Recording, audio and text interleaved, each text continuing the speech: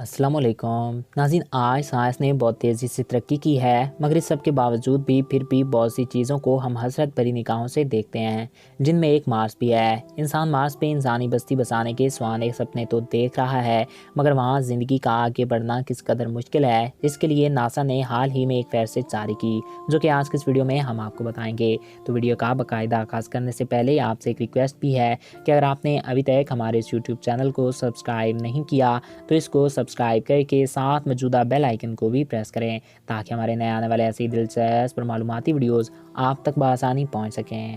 Number 1، ناظرین، مریخ پہ پہلا انسان کے لیے چیلنج وہاں کی تابکاری ہے، اور مارس کا اپنا مقناطیسی نظام موجود بھی نہیں، لہٰذا وہاں کی خطرناک تابکاری انسان کی آنکھوں میں موتیاں جیسی بیماریاں پیدا کر سکتی ہے اور کینسر کا بھی باعث بن سکتی ہے۔ نمبر 2، دوسرا زمین سے مارس کا فاصلہ۔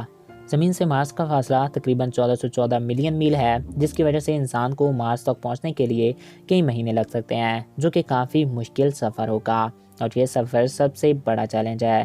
اسی وجہ سے ناسا نے ایک ایسی ٹیم کی کھوج کی ہے جو کافی انٹرٹینمنٹ فراہم کر سکے، تاکہ اتنے لمبے سفر میں انسان بور نہ ہو اور سفر کو خوشگوار بنایا جا سکے۔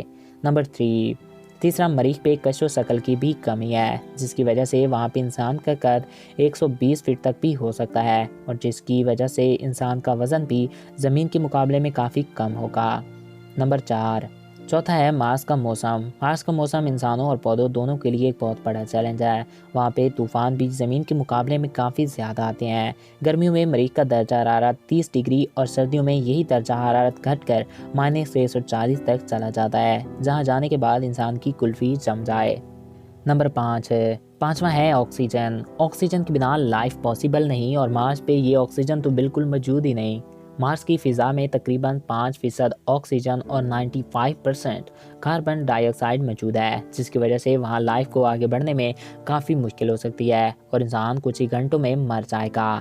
مگر ناظرین، اس سب کے باوجود ناسا کا کہنا ہے کہ سال 2030 میں خلا بازوں کا ایک عملہ مارس کی سرزمین پہ قدم رکھے گا، اور اس کے ساتھ یورپی خلا بازوں کا عملہ بھی 2050 تک مارس پہ قدم رکھنے کا دعویٰ کرتا ہے۔ تو ناظرین، کون کامیاب ہوگا یہ تو وقت ہی بتائے گا۔